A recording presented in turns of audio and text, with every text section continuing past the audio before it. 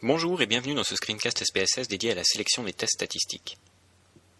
Lors de la précédente leçon, nous avons étudié la logique générale des tests d'hypothèse.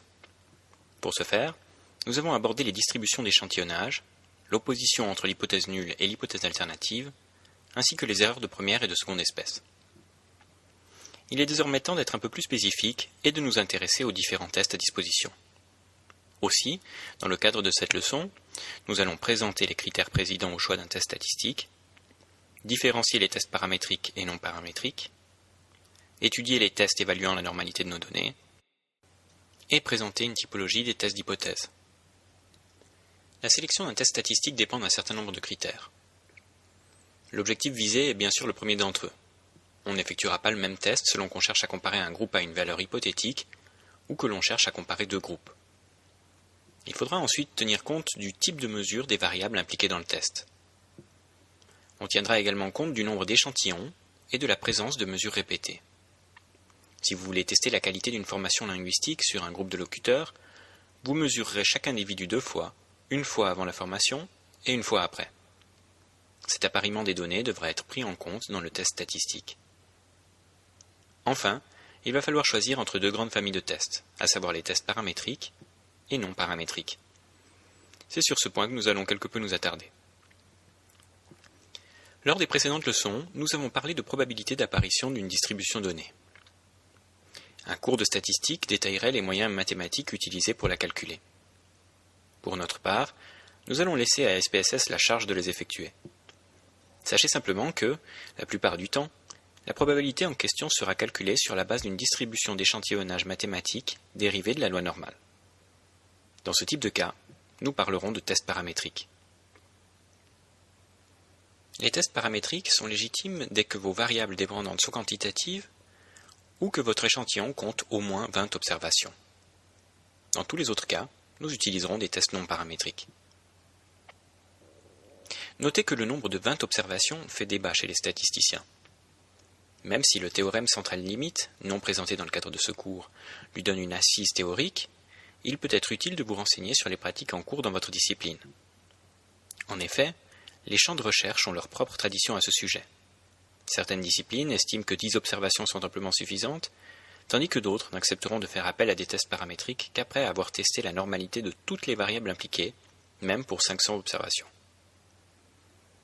Dans tous les cas, comment pouvons-nous déterminer la normalité de nos données quantitatives?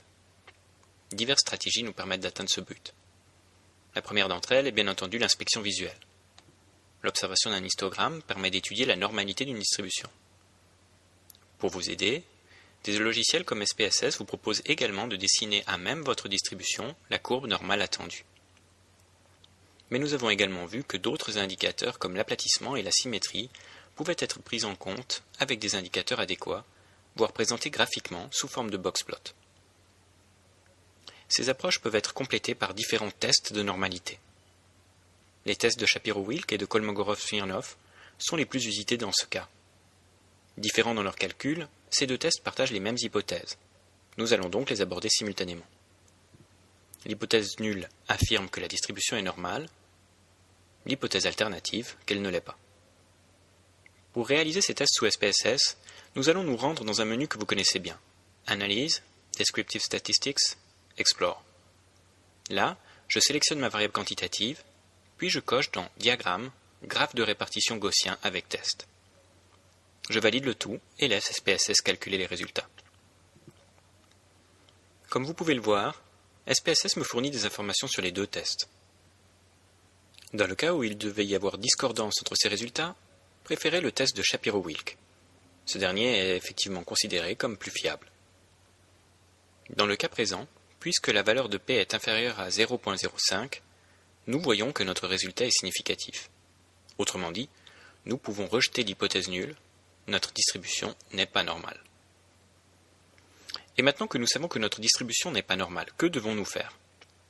En fait, l'échec à un test de normalité ne signifie pas nécessairement que vous devez opter pour un test non paramétrique. Ainsi qu'indiqué précédemment, seuls de petits échantillons risquent de souffrir de cette violation. De plus, une distribution non normale peut parfois être normalisée moyennant la transformation de nos scores. On recense 3 transformations principales. Le logarithme, la racine carrée et l'inverse. Chacune de ces transformations est rapidement réalisée sous SPSS. Il vous suffit de mettre à profit les techniques présentées dans le screencast dédié à la transformation de variables. Nous n'entrerons pas dans le détail de ces transformations. Si nécessaire, un excellent article vous permettra d'approfondir ces notions. Sachez cependant que ces méthodes doivent être maniées avec précaution, et à double titre. D'une part, elles peuvent induire des déformations dommageables. Prendre la racine carrée d'une distribution traitera différemment les scores de votre variable inférieure à 1 que ceux qui lui sont supérieurs. D'autre part, ces transformations rendent vos données plus difficilement interprétables. Avoir des logarithmes de vos scores initiaux n'est pas forcément agréable à commenter. Maintenant que vous comprenez la différence entre tests paramétriques et tests non paramétriques, abordons une typologie de tests d'hypothèse. Les différentes typologies que vous rencontrerez dans vos lectures mobiliseront toutes, de manière plus ou moins explicite, les 5 critères évoqués en début de leçon. La typologie proposée par David C. Howell dans son ouvrage Méthode mathématique en sciences humaines donne la priorité à l'objectif du chercheur. D'autres typologies préfèrent prendre le problème à rebours et partir des données pour indiquer les opérations permises avec ces dernières. Cette différence d'approche est évidemment à mettre en rapport avec l'importance apportée par les auteurs à la distinction entre les tests paramétriques et non paramétriques. Décrire chacun des tests présentés dans cette typologie dépasse clairement les enjeux de cette leçon. Ce schéma n'est présenté qu'afin de vous aider à vous orienter dans vos analyses futures.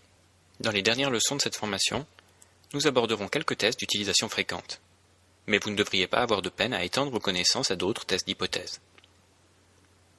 Notez que via son menu Analyse, SPSS propose lui aussi une typologie des tests d'hypothèse.